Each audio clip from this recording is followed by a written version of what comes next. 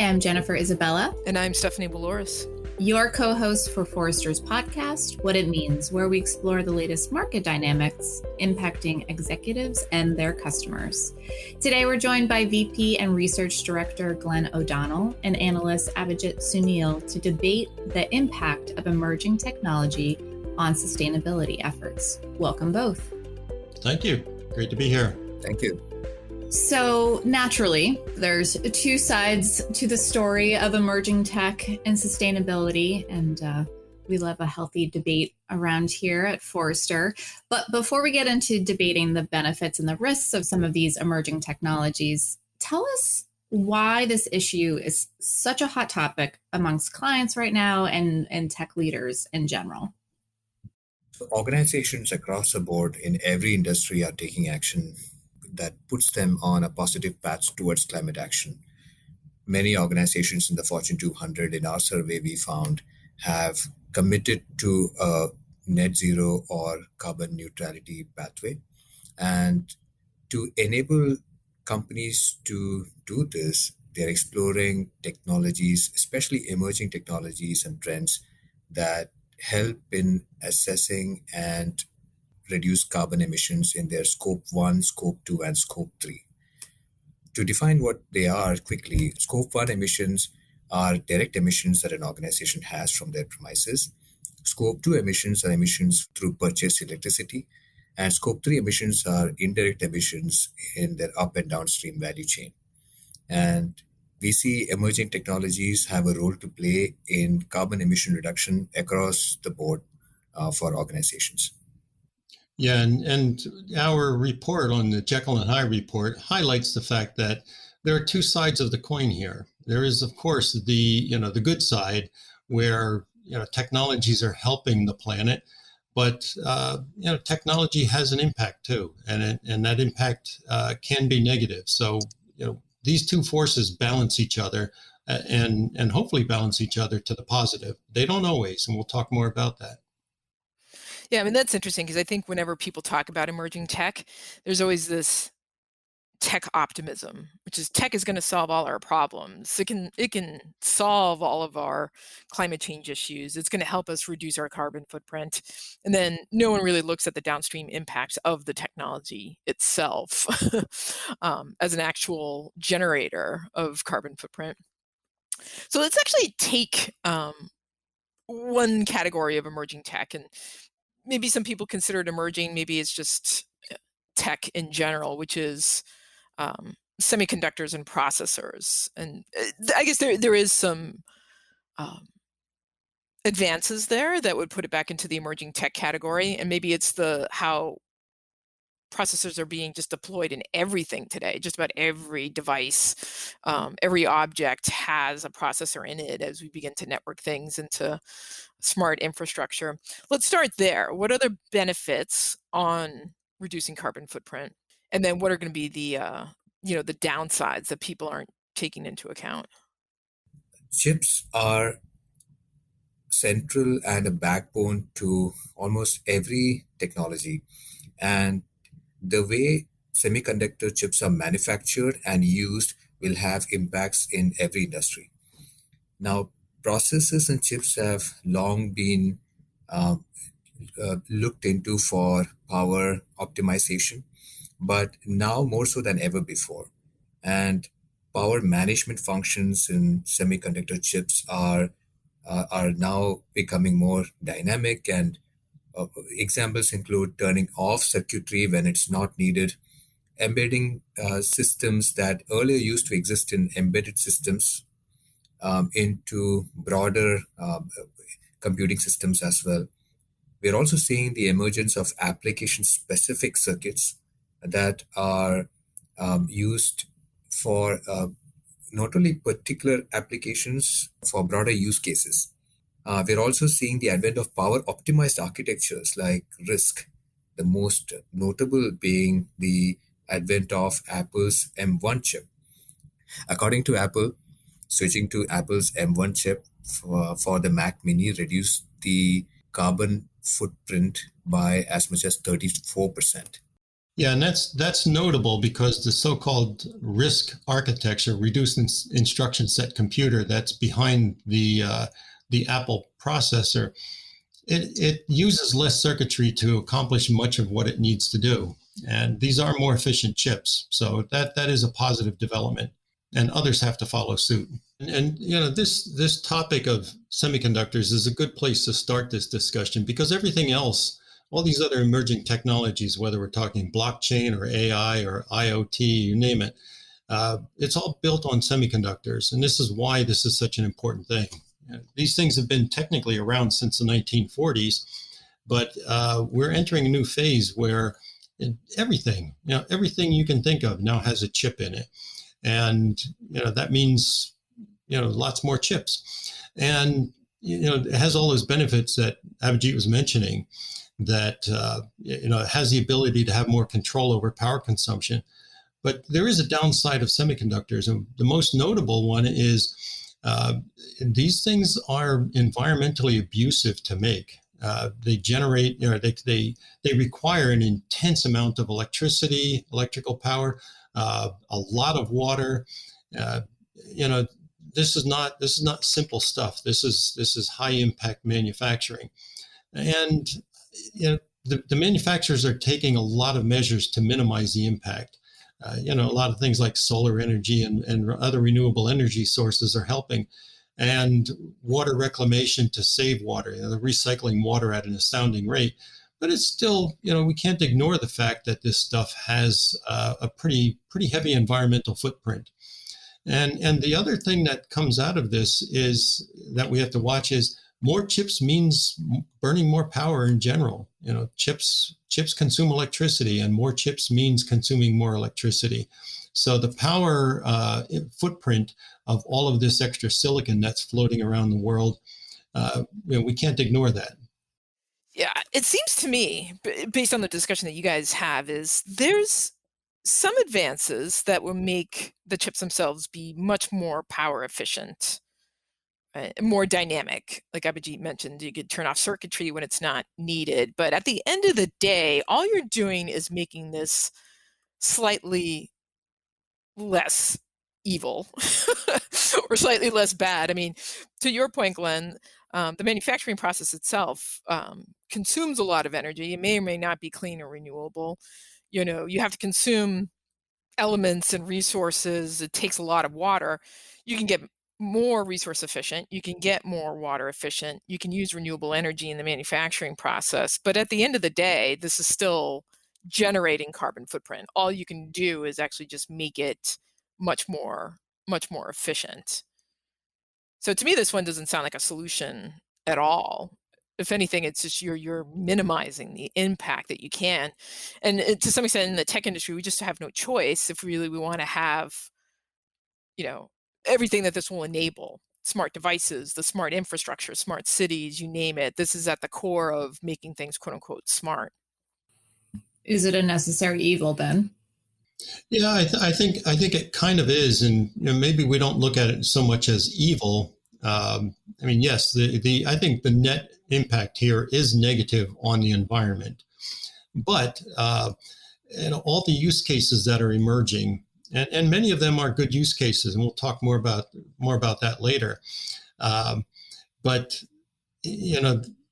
smart everything is inevitable. And let's look at some of the other developments that are going on. Everybody gets excited about electric cars, as opposed to fossil fuel burning cars. Well, electric cars need a lot of chips and a lot of power, and that does not come as a freebie. So I think, yes, overall negative, but necessary. Yeah, that's a good way to think of it, as the necessary evil. But so I guess to some extent then too, when chip manufacturers talk about making them more power efficient, that's good, and we should celebrate that. But sometimes I become wary where they make it sound like it's become some sort of solution. This is a necessary evil that you have to reduce the impact of. All right, so we've talked about semiconductors. Let's talk about another emerging tech that, again, techno-optimists love to celebrate, which is machine learning and AI. which is everyone is excited about because it leads to more insight, faster decisions. It can power genomic research, financial risk modeling, weather prediction. Everybody loves AI and machine learning. So let's start about the specific benefits that can be applied to sustainability and climate action. Sure. And you're right, Stephanie, in the way AI and ML is talked about at this time, they're talked about heavily in terms of predictions and optimization. And in the report, we call out how AI ML has broad applications in energy use optimization. We're already seeing AI-based solutions in predictive power usage monitoring in the data center, in predictive maintenance for equipment maintenance and security purposes, and even creating sustainability benchmarks. So if excess energy is produced in the grid, an AI engine can learn that, and a machine learning engine can then direct that excess energy into where power is needed. So some use cases like these have already emerged, and we are seeing, for example, we saw the example of Google partnering with DeepMind AI and implementing a neural network in their data center, which eventually enabled them to predict the amount of energy that is used for cooling according to the amount of power that is needed in data halls, and overall reduce their energy usage by 40%, driving down their PUE by 15% in the data center, which is power usage effectiveness. And we are seeing AI's application in a variety of other use cases, including in predicting, as you mentioned, the weather, or therefore forest fires. And we are also seeing how in manufacturing organizations, especially in the energy and utilities and oil and gas industries, use AI engines to look into safe operations and predictive maintenance of equipment. So AI ML will have many more use cases as we look into the next decade. All right, I'll buy that. And of course, there is the AI that's used in climate risk analytics itself, which is, a lot of the impact of climate change we won't be able to reverse, even if we went to zero emissions tomorrow. So it's dealing with the impact of that, like understanding sea level rise, understanding changes in weather patterns, droughts, wildfires, like you mentioned, et cetera. I think that's where we're going to see some of the real benefits here, is the ability to make smarter decisions about what we do as a human race. A lot of the reasons we're in this pickle with sustainability and environment is, we just made a lot of dumb decisions as a species. And if we make better decisions going forward, we'll be much better off. And I think that's the real benefit that we get out of this kind of stuff. Okay, my techno optimists, give me the bad news. Well, I'll give you the bad news. Doing this kind of processing takes an awful lot of compute power. The most common processor used for this kind of compute is the GPU, the graphical processing unit, that gamers use these things to render on their screens aliens that you want to blow up and things like that. But it turns out that architecture works really well for the type of machine learning models that we're doing. The problem is these things burn a lot of power. They burn so hot that you can't put your finger on it. If you open up a computer that has these things in, there's a big fan on it and a big heat sink to draw the heat away. What that's telling you is, for all of the electricity going into that processor, it's generating more heat than it is doing compute. So what we need to do is make those processors, again, coming back to semiconductors, we need to make those processors more efficient, because all the heat that you're getting off of there is wasted energy. That's not doing any good. So the more of that we can use, the better. But in the meantime, doing this kind of work takes an awful lot of compute power. In fact, the data that we've been looking at is startling. Much of this is going on in data centers, whether they're corporate data centers or the cloud data centers. And data centers use about 1% of the world's electricity. And you think, well, 1%, that's no big deal. For just one particular use, that's a lot. That's insanely high. So all of the data center providers, whether it's cloud or again corporate data centers, one of the big pushes here is to just make them more efficient and not burn as much heat, not generate as much heat, because this does generate a lot of the CO2 equivalents. We saw data that says a lot of these large AI models can emit 5 times the lifetime emissions of the American car. That's mind-boggling. So we have to get better at this. And I think if we make that more efficient, we'll be better off. But again, this is not something we can ignore. Yeah. And I think that data center use at 1%, I've heard 1 to 2% of world's electricity. That I think that's conservative. And that's just today. That doesn't take into account growth trajectory over the next 5 to 10 years either. But I guess let me throw it back to you. And I tend to be, more techno-dystopian. But in this case, I do have some questions, though, which is, you mentioned hyperscalers and cloud providers. A lot of them actually do claim that they're running their data centers completely on renewable energy. So if you have a data center that is running on completely renewable energy, does that offset a lot of what we're talking about here? And then, you have data centers that run on renewable. You also have data centers that can optimize their geographic location to reduce power and cooling requirements. I mean, you've seen, data centers in Nordic regions. A couple of the hyperscalers talk about actually building a data center underwater to reduce power and cooling costs. So in this case, can you truly offset the carbon footprint of both the energy requirements as well as the energy that you need for power and for cooling in this scenario? So some of these specialized applications that requires AI ML, the amount of energy that AI ML powered applications require are the reason basically why these cutting edge research and development efforts in the data center is happening in the first place.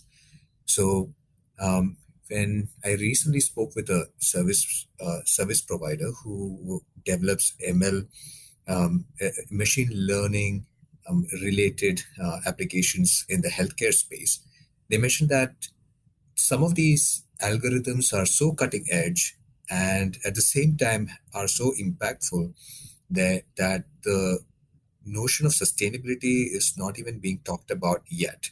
One example is the use of machine learning in looking at scans for patients in radiology. And the applications themselves are no doubt much more energy intensive, computing intensive than a regular computer application, so to speak, is. However, the impact of the application and the use case itself is so cutting edge that the notion of optimization is not in the conversation yet. However, other applications that may be more mature, for example, face recognition on devices and user devices like phones, have come along in their maturity so much that we are now able to optimize that for more than actually just thinking about implementing it. Yeah.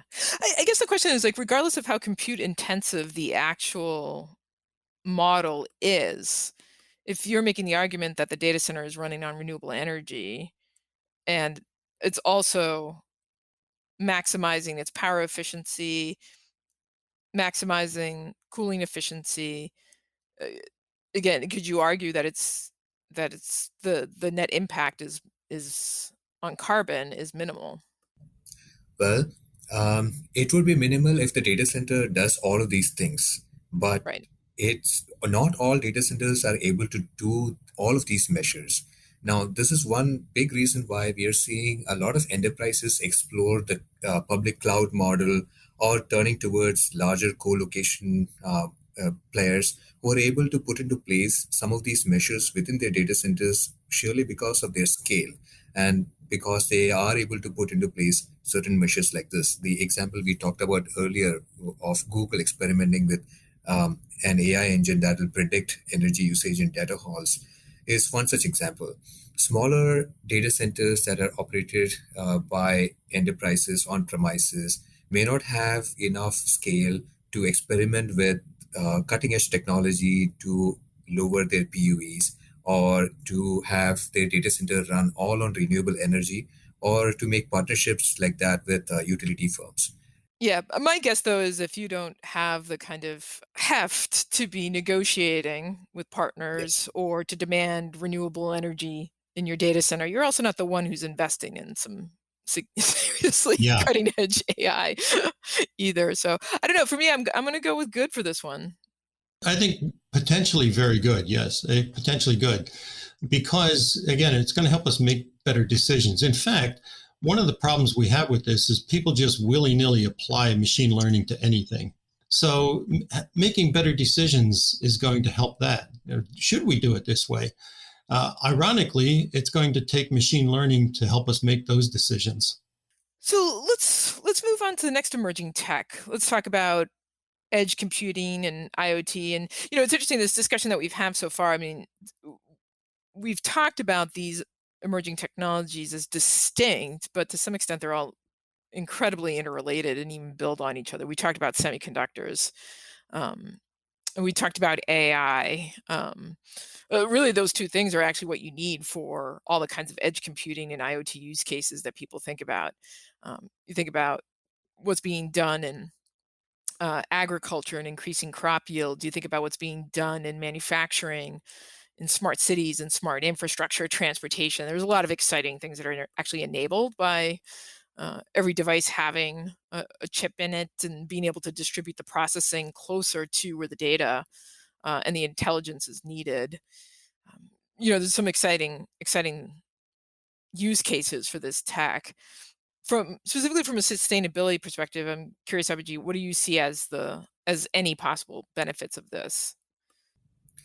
And yeah, you're right about edge and IoT being a example of how all of these emerging technologies are interrelated to each other.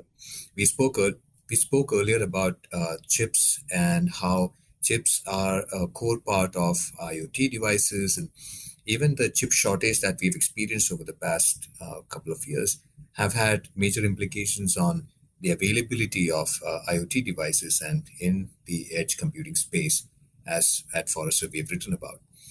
Now, edge and IoT, we say, have massive roles to play in data gathering and optimization of networks. And that's the core of how edge and IoT can help with sustainability.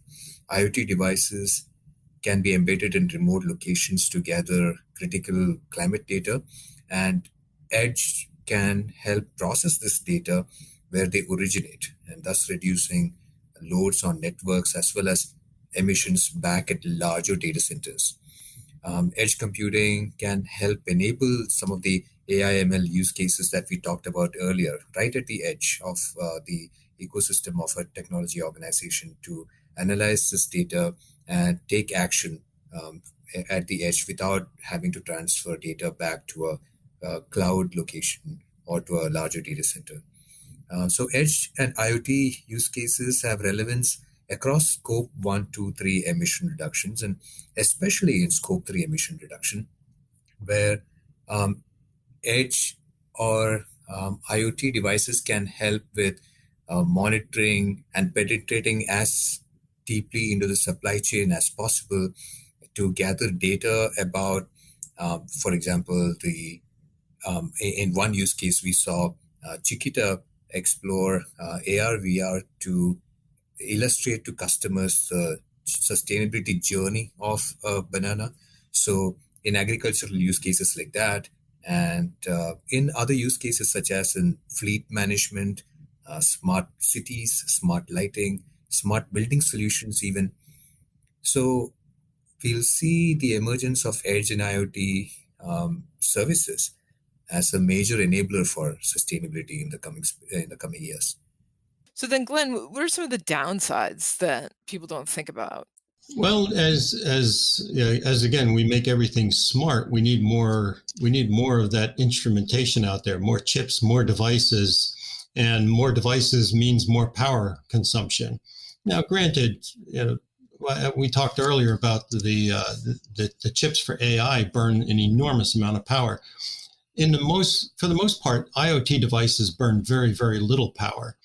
But where you may have one processor for AI, you might have 100 or 1,000 IoT devices out there. So what is the aggregate of all of those things? That's the big question. In fact, we're trying to quantify that now. It's not an easy thing to do. But, lots and lots and lots of little things add up to a big thing. And that cannot be ignored. But I think the bigger issue here is, in the consumer world, we tend to be, everything disposable. So if I get a Nest doorbell and, okay, well, that thing has a certain lifespan to it. At the end of its lifespan, I throw it in the trash. That's the typical mode of doing things. All of this electronic waste is going to be a big problem if we don't manage it.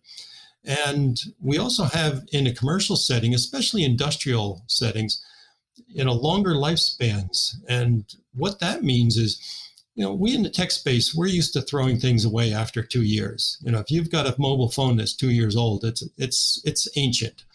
In the industrial world, we have machines that sit there for 20, 30 years doing the same thing over and over again every day.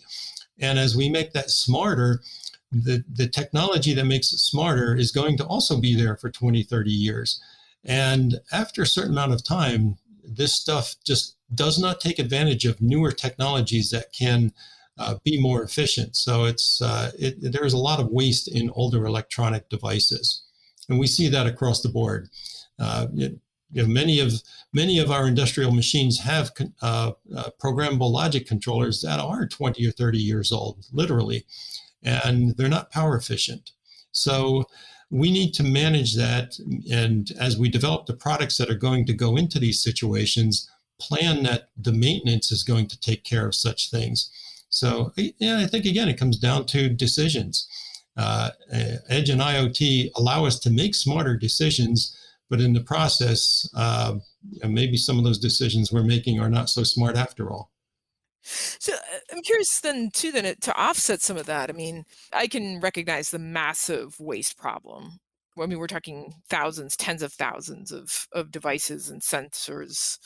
I don't know if this is an easy fix per se, but is this where we need much more robust kind of e-waste programs and recycling programs and refurbishment, not just throwing stuff away, but refurbishing them and using it again? Yeah, we as a society have to get a lot smarter about that. And it has to become part of our daily lives. Recycling anything it's pain. It's a pain. Taking your plastic bottles out to the recycling center is an inconvenience, but we do it because it's a good thing for the planet. Not everybody adopts that mentality, so we have to make it part of the social fabric that, all right, anything that has a battery or a plug, at some point it's going to die, and you don't want to just throw it in the trash. Or if you do, then that means the trash companies and waste management and everybody like that, as this stuff comes in, they're going to have some way to sift through all of that garbage and find the stuff that needs to be recycled or refurbished or whatever. It's a big problem, but there are solutions if we as a society step up. I feel with this one that it's almost neutral. There's so many use cases for this technology that will make our world more efficient and enable significant advances in transportation and agriculture, you name it. But then at the same time, more devices, more manufacturing, more energy consumption. So without a corresponding advances in renewable energy, e-waste management, recycling and refurbishment, your best case scenario is that it washes out, but without it, it could actually have a worse footprint for the world and for the environment. Yeah, I would agree with that. I think it is pretty much a wash. It gives us a lot of feedback, but there are downsides. And let's also remember, a lot of this stuff is battery powered. Think of a smoke detector. Now you buy a smoke detector, it has a 10-year battery in it. You don't have to replace the battery, but after 10 years, that whole thing is shot. So how do you dispose of that? A battery is not a happy thing in the environment. And, that tiny little bit of radioactive material that detects the smoke is also not something you want going into a landfill. It's interesting. So all these emerging technologies, the categories that we've talked about, some of them have, I think, a more compelling case that they're on balance more good than harmful to the environment. But I think what I've come away from all of this is it's not that easy to put them in a simple bad or good category. That the approach is actually to consider the total impact and to try to minimize it. And there's very few things that aren't going to have some kind of impact. So what is the best plan to balance all the positives and negatives as you start to consider deploying this emerging tech? It's important for us to discuss the negative or risks associated with emerging technologies so that these risks are not in the blind spots as we adopt and as we see the rise of these technologies. We discussed edge computing and the risk it poses for e-waste management. It also disseminates the carbon footprint of an organization to the edges, so it is harder to monitor and put into place the types of measures we might otherwise put into a data center at the edges, because we may not be able to put an AI engine for predictive energy measurement in an edge data center, a small and modular data center, for example. So the takeaway is for us to think about use cases backwards. So as a technology leader who is looking into emerging technologies and how it can help in their sustainability strategy in climate action and mitigation, climate action and climate change adaptation, what types of use cases would these emerging technologies fit into? Like, for example, the adoption of edge and IoT, or how will you include sustainability related efforts into every digital transformation, and then work backwards into finding the right balance, as Glenn often puts it, into a Goldilocks space of the benefits that a technology can provide versus the risks that it can pose. Simple example is the use of AI ML. Is there an alternative to using such an AI ML engine for something, and perhaps a less carbon intensive alternative? And in the report, we explore other technologies as well, such as blockchain too, which also has similar sides to the story. And the important takeaway is to think about use cases backwards, and to see if there is a real need for using technologies that may be more compute and carbon intensive than others. Yeah, it's important that we achieve that balance, and balance is something that seems to be foreign in the society we live in today. But let's not be Pollyanna about this stuff. Everybody gets excited about things like electric cars and all that. Okay, it's good, but there's a downside to it too, and you have to account for all of these factors. This is not a panacea. It is not the apocalypse. There is a middle ground, and let's find that middle ground and just make the right decisions as you're doing all of this stuff. These technologies are coming, whether we like it or not. Let's just be smarter about how we're going to deploy them. Thank you both for joining us today. Oh, thank you. Thank you. If you like what you heard today, subscribe to Forrester's What It Means podcast on Apple Podcasts, Google Podcasts, or your favorite podcast player. To continue the conversation, follow Forrester on Twitter, Instagram, and LinkedIn, or drop us a note at podcast@forrester.com. Thanks for listening.